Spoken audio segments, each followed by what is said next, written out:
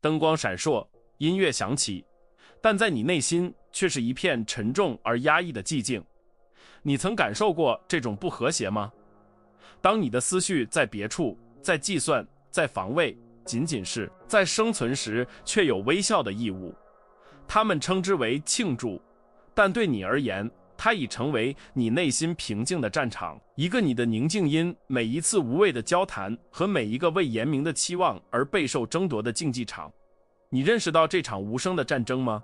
那场在每一次强迫的拥抱和每一次未达眼底的笑声背后发生的内心冲突，这是表演一种你并不感受到的快乐所带来的疲惫，一种消耗你生命能量的枯竭，让你渴望自己庇护所的寂静，远离所有人都坚持称之为幸福的喧嚣。在这片情感的战壕里，你并不孤单，数以百万计的人感受到这场家庭与社会责任马拉松的沉重压力，一场承诺连接却只带来更深空虚的消费主义轰炸。这是当你想内省时却面临社交的压力，这是被拉向1000个方向，满足除了自己以外所有人需求的消耗。我们描绘了一幅生动的团结与欢乐的画面，但现实往往是一幅焦虑的肖像，是圣诞树下隐藏的争论，是被人群包围却深感孤独的痛苦感觉。这种感觉是正当的，它是一个破碎方法的症状，一种应对本应补充而非彻底耗尽你灵魂的时刻的被动方式。但如果今年有所不同呢？如果你不是生存，而是可以指挥呢？这个视频的承诺正是如此，为你提供一个清晰的解决方案，一套源自古老智慧的工具，将节日的混乱转变为你的个人训练场。我们不会教你如何避开派对，而是如何由内而外地主宰它们。我向你介绍斯多葛学派主宰节日的5大战术，这是一本操作手册，用以武装你的头脑，保护你的能量，并重新夺回你的宁静。这不是一个关于如何变得冷漠或疏远的指南，而是关于如何变得不可动摇，不是派对的主人，而是自己的主人，能够以平静和目的驾驭任何社交风暴。现在，在我们开始你的训练之前，让我们采取第一个战略行动。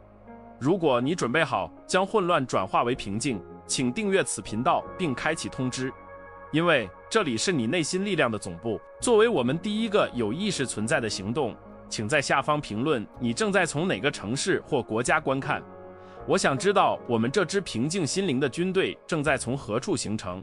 在地图上宣告你的位置，这是迈向掌控的第一步，成为即将来临的风暴中一个平静的点。现在就做，并准备好接受你的命令。解决这场内心战争的方法不是成为一个隐士，不是逃到山里直到庆祝活动结束。解决方案是一种范式转变，是你内部操作系统的一次升级。我们在此介绍斯多葛主义，不是作为所在古书里尘封的哲学，而是一种先进且实用的情感屏蔽技术。把它看作是你心灵的操作手册，一套经过皇帝、将军和哲学家们数世纪考验的战斗策略。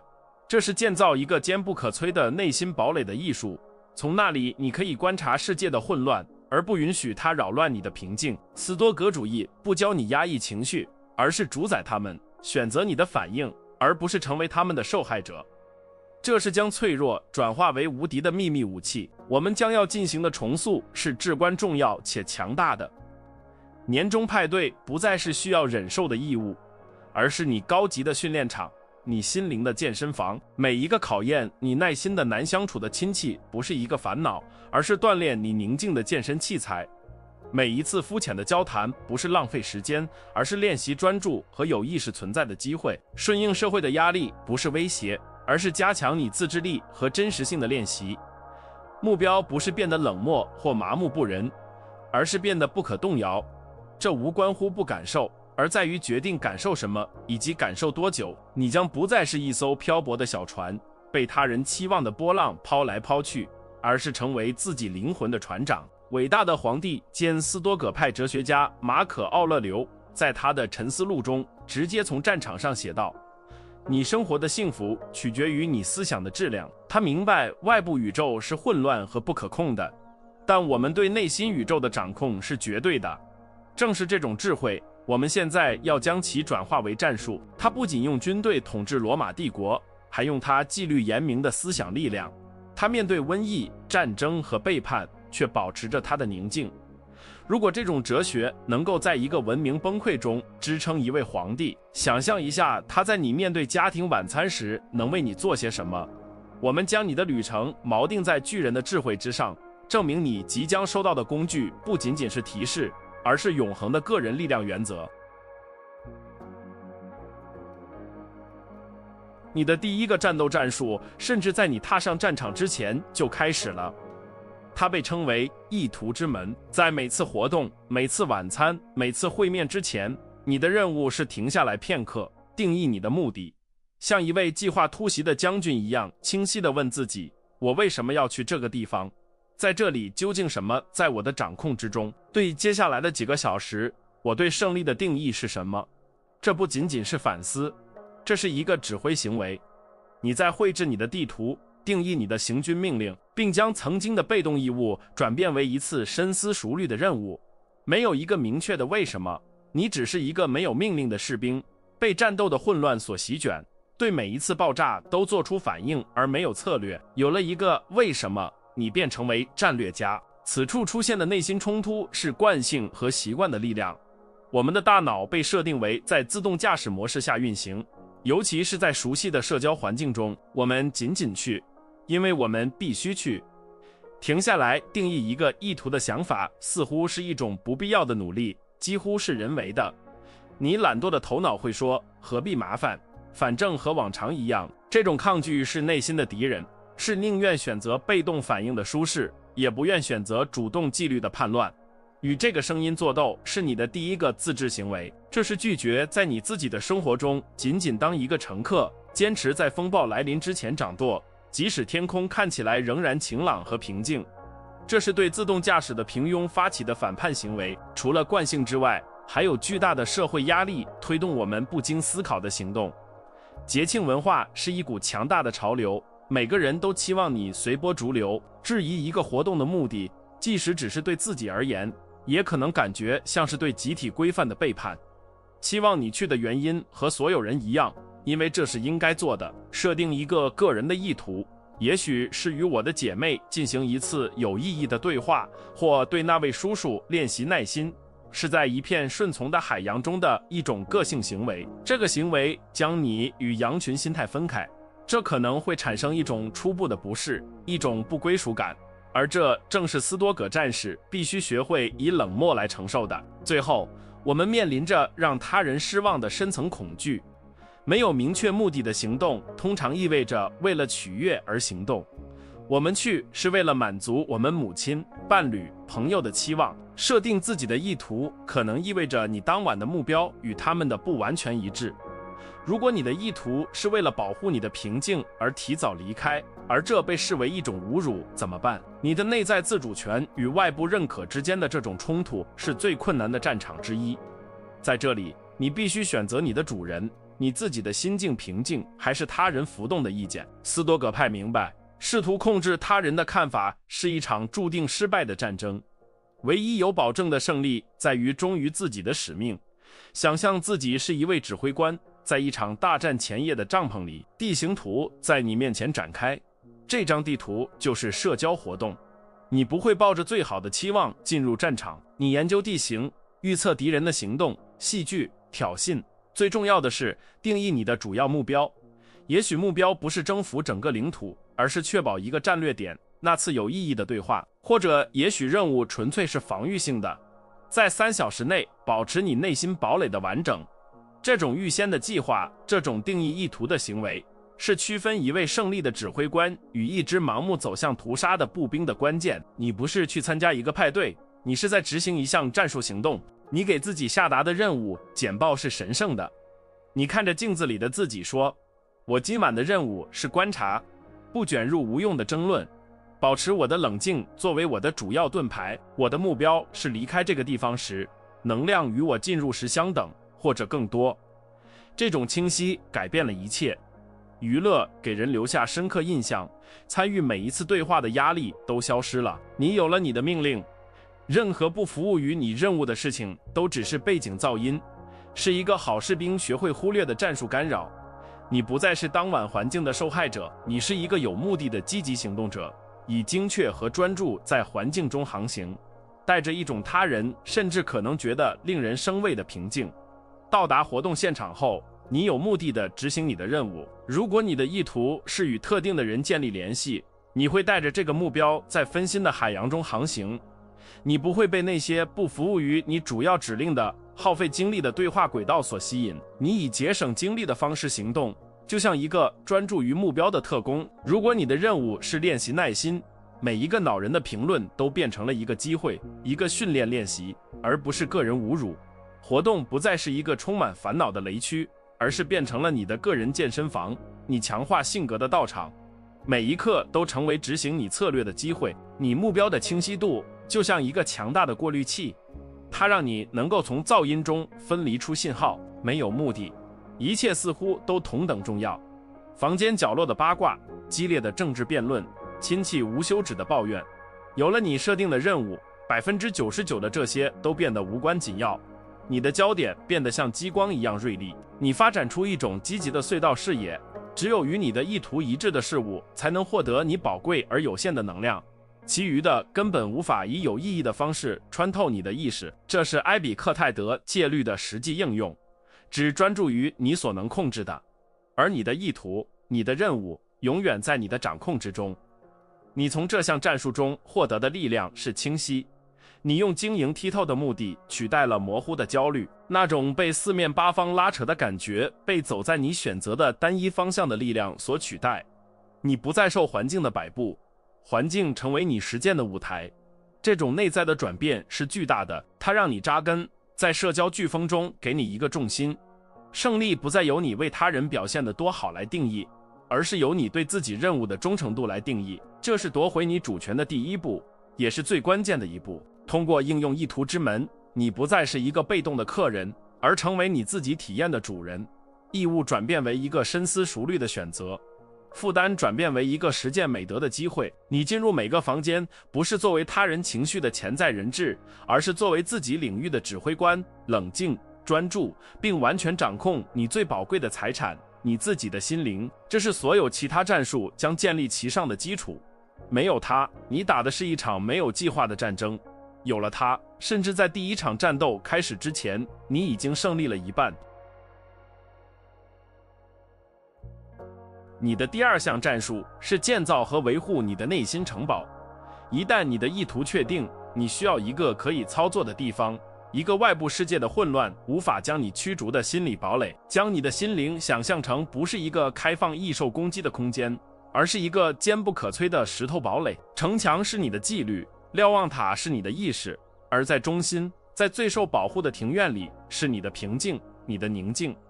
恶意的评论、微妙的挑衅、家庭戏剧、流言蜚语，所有这些都只是射向你城墙的箭矢。你的任务不是出去与每个弓箭手战斗，而是留在你的城堡内，从一个安全的地方观察，知道他们无法伤害你。这里首要的内心冲突是我们天生的情绪反应倾向。我们被编程以回应感知到的威胁，而一句批评或挑衅会触发与身体攻击相同的古老大脑回路。默认情况下，心灵不想退回到城堡里，他想手持剑冲向主门进行报复。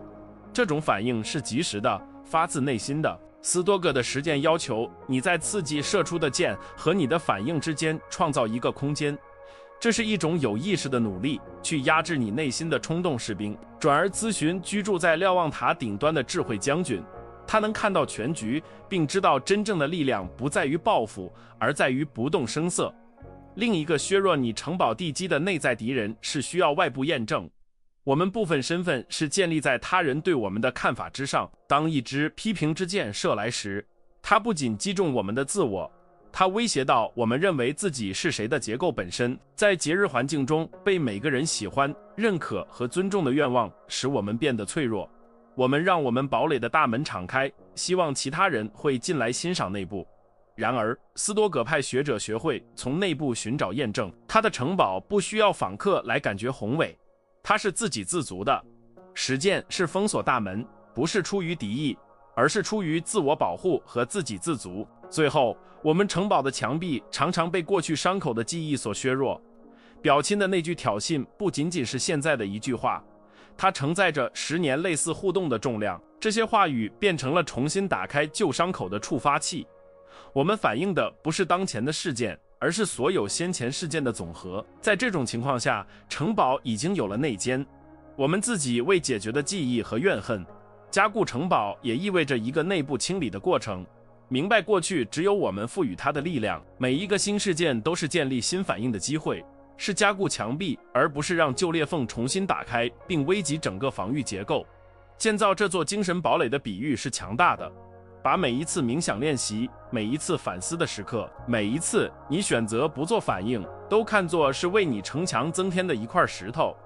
起初，它们可能低矮而脆弱，一剑就可能将它们击倒，但通过持续的练习，你将它们建得更高，使它们更厚。你在它们周围挖一条护城河，这是你创造情感距离的能力。你训练你的哨兵，也就是你的正念，从远处识别威胁，远在它靠近你的墙壁之前，给你时间准备和选择你的回应或者不回应。建造是一项日常工作，在你的堡垒内，你制定规则。城墙上的哨兵，你的意识警告你接近的箭矢。叔叔开始谈论政治了，你的表妹正在对你的生活选择发表被动攻击性的评论。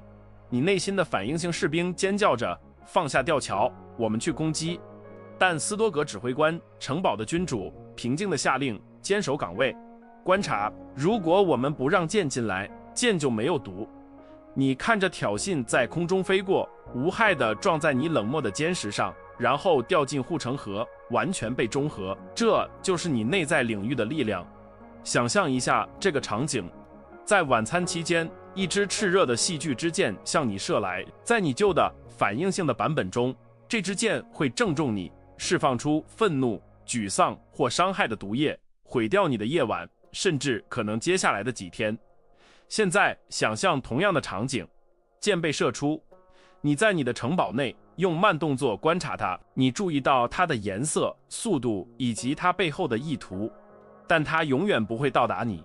它撞上了一堵你建造的无形的由平静和目的构成的墙，撞击声被减弱，很遥远，你毫发无损，宁静，甚至可能对那个浪费精力向石头堡垒射箭的弓箭手带有一丝同情。在你城堡的宝座上，你是君主，没有你的明确许可，任何情绪都不能夺权。恐惧可能会敲打城门，愤怒可能会试图攀爬城墙，焦虑可能会试图毒害井水，但只有你，也只有你决定谁能进来。马可·奥勒留提醒我们，灵魂会染上其思想的颜色。如果你允许敌对的入侵者反应性思想占领你的领地，你的城堡将变成一个混乱和战争的地方。但如果你保持控制，如果你有选择的决定哪些思想和情绪可以在你的城墙内居住，你就在培养一个有序、强大和不可动摇的和平的内在王国。掌握了这项战术，你就获得了真正的情感上的刀枪不入。这不意味着你没有感觉，这意味着你不被你的感觉所控制。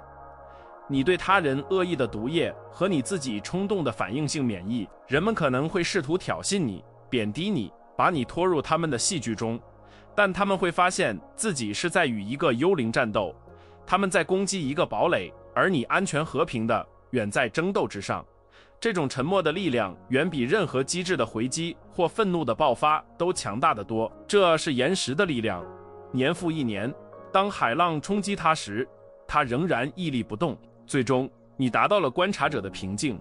你参加庆祝活动，笑、交谈，但你的一部分总是在你城堡的瞭望塔上，以一种超然的平静观察着一切。你看到戏剧像棋盘上的游戏一样展开，认识到其他玩家的策略、情绪、不安全感，但自己不成为他们游戏中的棋子。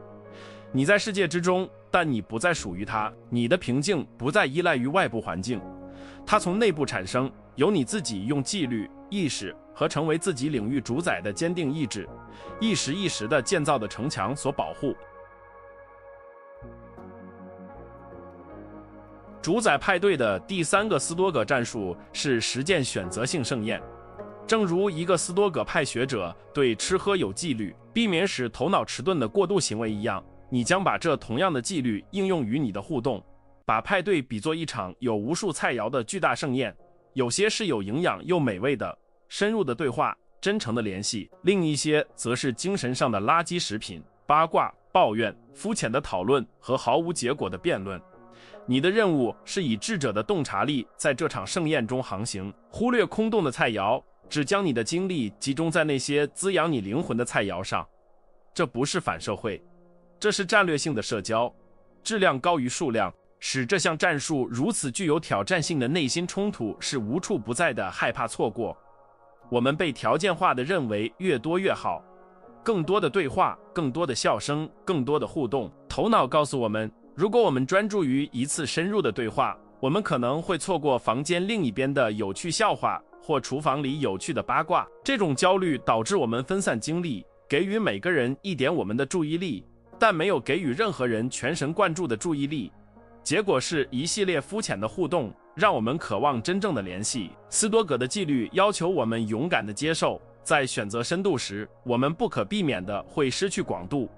另一个障碍是我们根深蒂固的肤浅习惯，琐碎的谈话，关于天气、交通、电视节目都很容易，他们不需要脆弱性，也不需要精神努力，他们是阻力最小的路径。相反，发起或寻求有意义的对话需要精力和意图，在喧嚣中提出一个更深层的问题，分享一些个人的事情，或者专心倾听别人的回答，都需要勇气。我们的头脑总是寻求节约能量，会把我们推向肤浅的安全地带。实践选择性盛宴是对抗这种社交商的积极斗争，是一种当潮流将我们拉向表面时，有意识的努力潜得更深的行动。此外，还有不关注每个人的内疚感。在节日气氛中，我们感到一种隐含的义务，要去四处走动，与每个人交谈，哪怕只有几分钟，与一两个人进行长时间有意义的对话，可能会被他人以及我们自己解读为排斥或粗鲁的行为。如果我不去和他们说话，他们会怎么想？这种对他人看法的担忧迫使我们采取一种抽样的方法，品尝宴会上的每道菜，但从未真正品味任何一道。斯多葛派学者必须摆脱这种内疚感，明白与一个人进行一次真诚、专注的互动，是比与许多人进行5分钟分散、肤浅的交谈更大的礼物。想象一下这个场景，你进入派对，看到一场混乱的盛宴，有各种各样的菜肴，有慢性抱怨的酸菜，有过于辛辣的政治辩论的菜，有甜而空洞的八卦菜，还有闲聊的无味菜。反应迟钝的派对参与者四处奔波，试图品尝每一样东西，把他的盘子装满了难以消化的混合物，这将在夜晚结束时给他带来严重的情感胃痛。他很忙，但没有得到滋养。他与每个人交谈，但没有与任何人建立联系。他离开宴会时比来时更疲惫、更空虚，感觉消耗了很多，却没有得到任何滋养。现在看看斯多葛战略家，他进入同一场盛宴，但不急于取食。首先，他停下来观察，他以冷静和洞察力从远处审视菜肴，他忽略了他人的忙碌和匆忙。他的盘子仍然是空的，他并不着急，他知道他不需要品尝所有东西，他在寻找一些特定的东西，有营养的菜肴，唯一值得的一餐。他发现一个似乎同样对混乱不感兴趣的人，或者一个他真心希望与之建立联系的人，这是他选择的菜肴。他有目的的移动，忽略干扰，并准备好品味那次独一无二、宝贵的互动。一旦你选择了你的菜，你唯一的任务就是完全品味它。这意味着给予你完全在场的礼物。收起手机，进行眼神交流。倾听不是为了回应，而是为了理解。提出引向深度的问题。与其问工作怎么样，不如问今年你做的最有趣的事情是什么。你深入对话，在肤浅的海洋中创造出一个意义的小气泡。这一个互动，这一个精神餐，可能比整晚品尝周围的社交垃圾食品提供更多的营养和满足感。你是在选择实质而非场面。当你专注于你的选择性盛宴时，你有意识地忽略你周围的有毒食物。当一场激烈的争论在你附近开始时，你不会转身，你认识到它的本质，一道你选择不放在你盘子里的菜。当有人试图把你拉入八卦会时，你礼貌地避开，也许通过改变话题或干脆不参与。这不是粗鲁，这是一种自我保护的行为。你在保护你的精神消化系统免受毒性侵害。你明白你的精力和注意力是有限而宝贵的资源，并拒绝将它们浪费在让你虚弱、受污染和营养不良的互动上。这种实践的结果是发现了深度的巨大财富。你离开派对时感到真正的连接，而不是社交上筋疲力尽。你可能只和1-2个人交谈过，但那些互动有分量、有意义、有实质。你建造了一座桥梁，而不仅仅是从你的河岸挥手。这种真实连接的感觉是我们在人群中常常感到的孤独的解药。它证明了我们互动的质量而非数量，才是真正支撑我们在我们道路上加强我们的东西。最后，通过选择性盛宴，你离开派对时是得到滋养的，而不是筋疲力尽。当其他人带着社交宿醉蹒跚回家，感到空虚和因肤浅而臃肿时，你感到平静、专注，甚至可能充满活力。你保护了你的能量，明智地投资了它，并收获了真实人际联系的果实。你把一个可能又是一个耗尽精力的社交活动，变成了一次正念、洞察力和追求意义的实践。你不仅仅是去了一个宴会，你刻意地从少数真正重要的事情中汲取了养分，将其他的毫无遗憾地抛在脑后。第4项战术是一种强大的视角调整，是斯多葛派在最严峻的逆境中保持冷静的工具，无常的实践。这涉及到有意识的使用记住你终将一死的概念。在节庆期间，当情绪高涨时，你的任务是在精神上退后一步，提醒自己这一刻无论是好是坏都将过去。那个烦人的亲戚，那次尴尬的谈话，那压倒性的压力，所有这些都是暂时的。同样，真诚喜悦的时刻，共享的笑声，温暖的拥抱，这些也是短暂的。这种视角不会产生病态，而是产生一种深刻的紧迫感和欣赏感。我们在尝试应用这项战术时面临的内心冲突是当下紧迫性的陷阱。当我们处于一个压力情境中时，我们的大脑会把它当作是永久的、至关重要的。那一刻，关于谁来洗碗的争论似乎是宇宙中最关键的战斗。我们的思想被困在当下的微观世界里，失去了所有的视角。记住，无常需要有意识的努力，超越眼前的战场，看到时间的宏大图景。这是对抗大脑放大现在的本能，而是将其置于其应有的位置，作为你生命广阔海滩上的一粒沙。同样，我们对不适的天然厌恶阻止我们接受无常。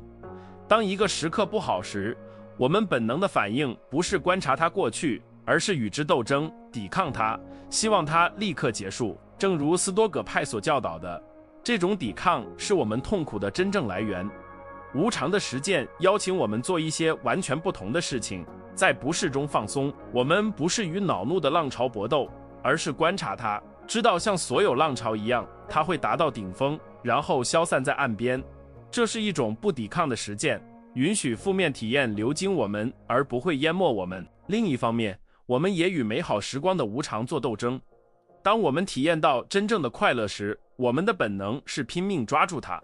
我们试图冻结时间，害怕幸福会溜走。具有讽刺意味的是，这种渴望和执着破坏了我们试图保存的快乐本身，引入了一丝焦虑和对失去的恐惧。无常的实践教导我们充分品味美好时光，正是因为它们是短暂的。它让我们能够欣赏花的美丽，而不需要将它从地上拔起。当我们把快乐当作暂时的礼物，而不是永久的财产来接受时，它变得更加甜美。想象自己是一位在高高的瞭望塔上的指挥官，俯瞰着派对的战场。在近处，在地面上，每一次喊叫，每一次冲突都显得像是灾难性的。但从你的塔上，你以时间的视角看待事物。你看到房间角落里的小冲突，知道1小时后它就会被遗忘。你看到压力的部队前进又后退，你看到快乐的时刻如同阴天里短暂的阳光。从你高高在上的位置，没有什么看起来那么压倒性。你不再是泥泞中的士兵，对每一次打击都做出反应。你是战略家，以一种源于广阔视野的平静，看到战斗作为一个整体的潮起潮落。伟大的斯多葛派大师之一塞涅卡建议，要像生命中的最后一天一样度过每一天。在派对的背景下，我们可以这样调整，把每一次互动都当作可能是最后一次来过。这种记住你终将一死的实践，不是为了令人沮丧，而是为了成为一个清晰的过滤器。当死亡的意识在背景中时，小的烦恼和无意义的戏剧就会瓦解。当你考虑到生命的脆弱和珍贵时，你姐夫的被动攻击性评论就失去了所有的力量。你突然有了更多的耐心，更多的同情心。你专注于本质，因为时间太短，不能浪费在不重要的事情上。这种对无常的认识改变了你的体验。在一位年长亲戚讲述冗长故事时的无聊时刻，不再是需要忍受的折磨，而是一个你可以耐心观察的短暂瞬间。社交焦虑的突然涌现，不是表明你有什么问题，而只是飘过你心灵天空的一朵乌云，很快就会被阳光取代。你停止与当下的现实做斗争，而是学会了与之共舞。你变得更有韧性，更灵活，因为你明白没有一种状态，无论是内在的还是外在的，会永远持续。这种接受是巨大力量和宁静的源泉。当一个特别困难的时刻出现时，将它想象成天空中一朵乌云。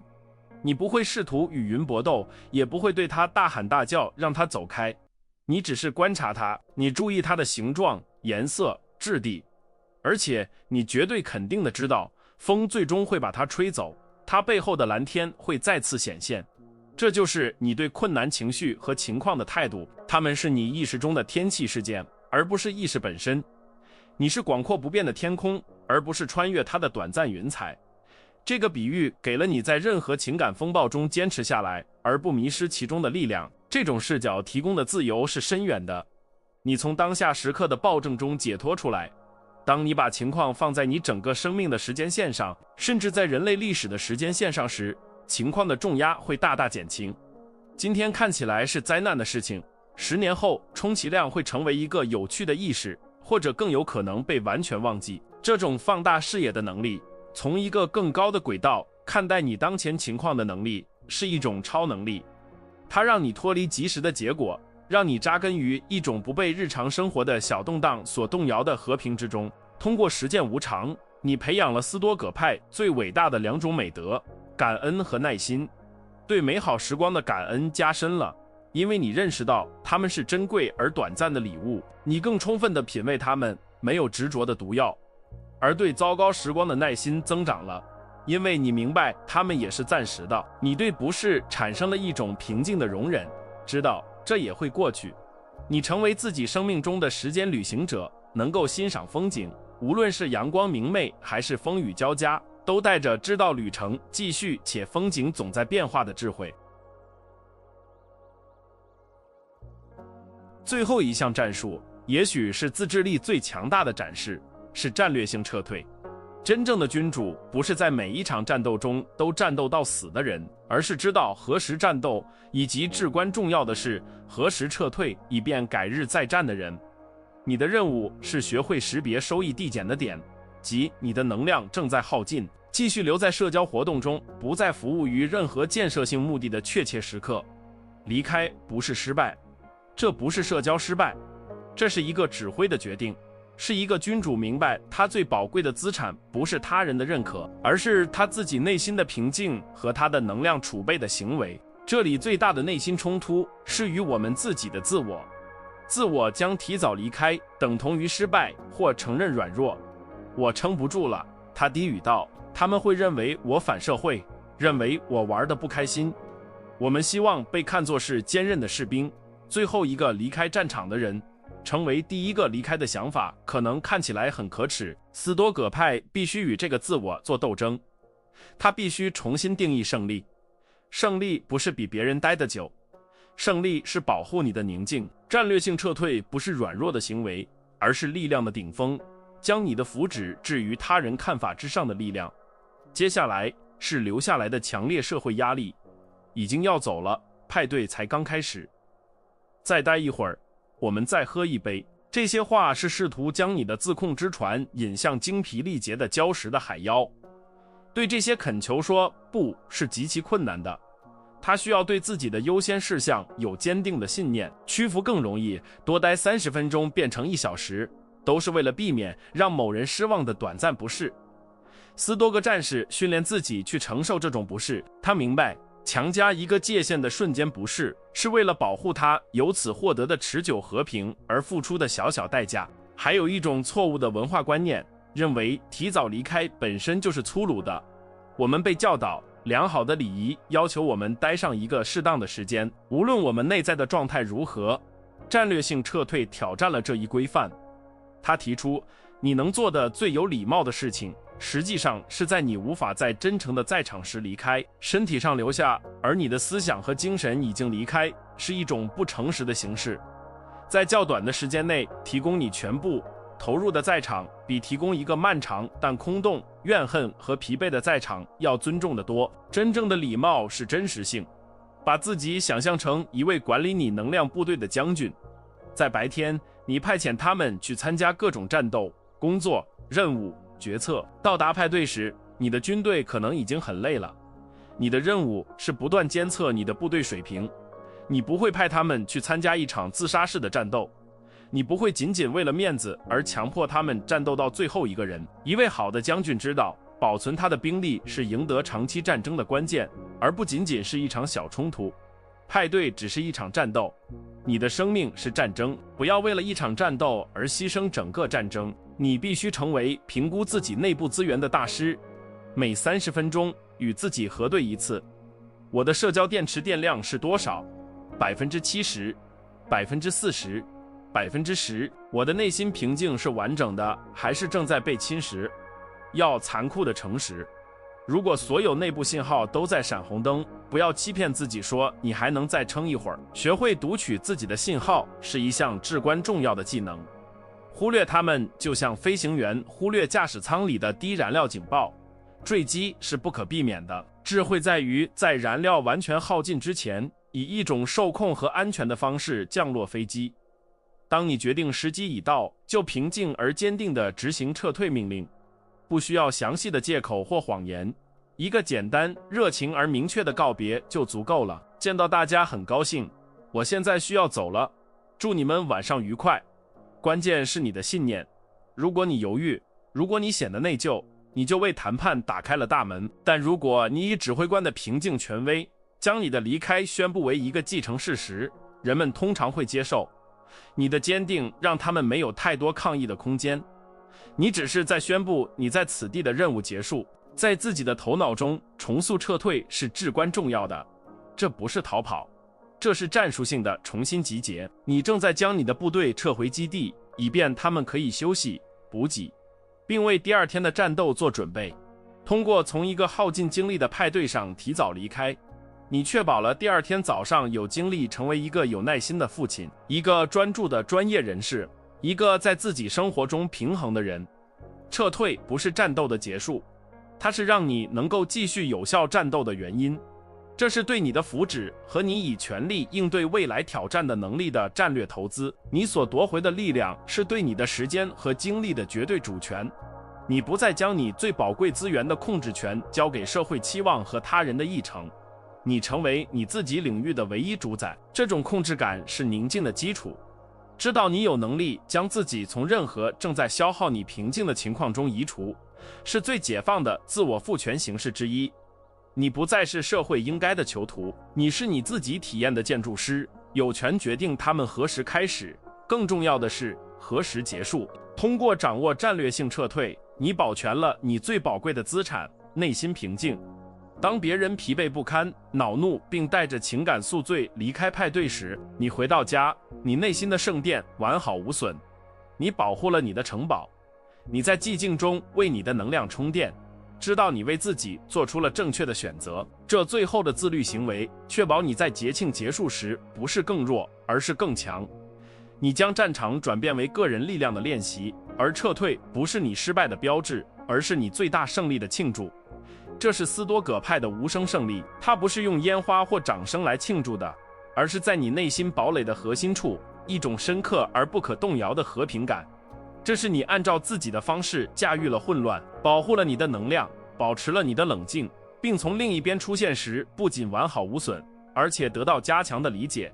这才是庆祝的真正艺术，不是在喧嚣中迷失自己，而是在你内心指挥的寂静中找到你的力量。你不仅仅是在派对中幸存下来，你利用它们使自己变得比以前更强大。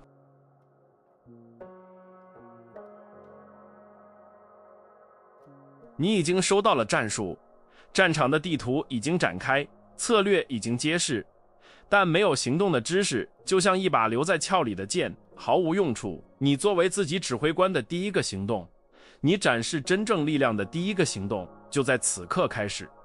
这不是一个建议，这是给你新身份的一个命令。去评论区用大写字母写下我的平静不容商榷。这不是给算法的评论，这是你公开的自治法令，一份与你未来版本签订的合同。这是你在沙滩上画下的线，向世界，更重要的是向你自己宣告，你的内心圣殿不再对入侵开放。现在就做。当你点赞这个视频并订阅时，你不仅是在支持一个频道，你是在加入一个主权思想的军团。你已经看到了这个视频的结尾，这本身就是在一个充满干扰的世界里的一种纪律行为。这证明你属于精英，属于少数积极寻求智慧的人。用最后一个行动来尊重这一承诺。除了你的法令，也请评论我看到了最后。这为他人创造了一个信号，一个专注个体社区正在这里形成的社会证明。并且最后，你的最后一个命令，分享这个指南，不是为了我，而是为了你认识的那个正在进行同样无声战争的人，那个在人群中感到筋疲力尽和孤独的人。成为那座灯塔，伸出手，把可能改变一切的工具交给他们，成为你希望自己曾经拥有的那个向导。现在去吧，指挥你的平静。